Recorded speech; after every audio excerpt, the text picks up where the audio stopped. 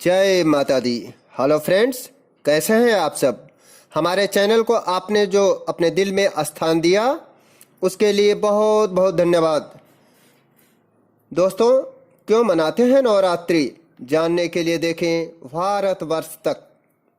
दोस्तों, कुछ बातें जो मैं कहना नहीं चाहता था, लेकिन व्यवस्था ही ऐसी है कि कहना पड़ रहा है। यदि मेरा वीडियो पसंद आए तभी माँ को साक्षी मानकर सब्सक्राइब करना, सब्सक्राइब करके अनसब्सक्राइब मत करना, इससे उत्साह में कमी आती है। तो दोस्तों, नवरात्रि का आगमन होते ही संपूर्ण वातावरण आनंदित हो जाता है। इसे माँ दुर्गा का प्रताप ही कहा जाएगा कि बुराई पर अच्छाई की जीत होती आई है। इसी कारण इस कलयुग में भी भक्तजनों की श्रद्धा में कमी नहीं आई है।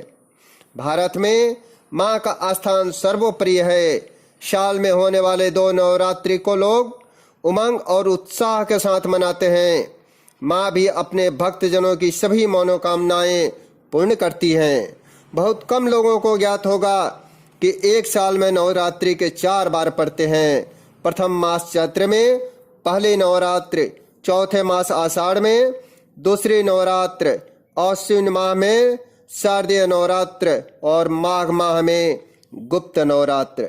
इन सभी नवरात्रों का जिक्र देवी भागवत तथा अन्य धार्मिक ग्रंथों में भी किया गया है। चैत्र और अश्विन नवरात्र के समय ऋतु परिवर्तन होता है। प्रकृति स्वयं ही इन दोनों समय काल पर ही नवरात्रि के उत्साह के लिए तैयार रहती है। हम आपको बताएंगे कि नवरात्रि की महत्ता क्या है और क्यों इसे मनाया जाता है। नवरात्रि देवी शक्ति दुर्गा और उनके 9 रूपों को समर्पित है। नवरात्रि के 9 दिनों में 3 देवियों महालक्ष्मी, महासरस्वती और दुर्गा के 9 रूपों की पूजा होती है, जिन्हें 9 दुर्गा कहते हैं। इनके 9 दिनों की पूजा के बाद 10वें दिन दशहरा मनाया जाता है। तो आइए दोस्तों, मैं आपके सामने एक कथा प्रस्तुत करता हूँ। कई हजार साल पहले महिषासुर नाम का एक राक्षस था, जिसका आधा शरीर राक्षस का और आधा शरीर भैंस का था। उसने कई वर्षों तक ब्रह्मा जी की घोर तपस्या की। उसकी तपस्या से खुश हो ब्रह्मा जी प्रकट होकर उसे अजय होने का वरदान दे दिए। इस वरदान को पाकर महिषासुर ने उसका दुरुपयोग करना शुरू कर दिया और नरक को स्वर्ग के द्वार तक विस्तारित कर दिया। महिषासुर ने सूर्य, चंद्र, इंद्र, अग्नि, वायु, यम, वरुण और अन्य सारे देवताओं के सारे अधिकार छीन लिए और स्वर्गलोक का मालिक बन बैठा। देवताओं को महिषासुर के भय से पृथ्वी पर विचरण करना पड़ रहा था।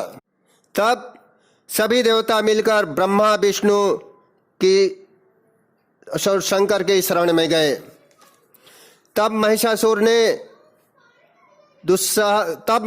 के दुस्साहस से क्रोधित होकर देवताओं ने माँ दुर्गा की रचना की। महिषासुर का वध करने के लिए देवताओं ने अपने सभी अस्त्र शस्त्र माँ दुर्गा को समर्पित कर दिए, जिससे वह बलवान हो गई।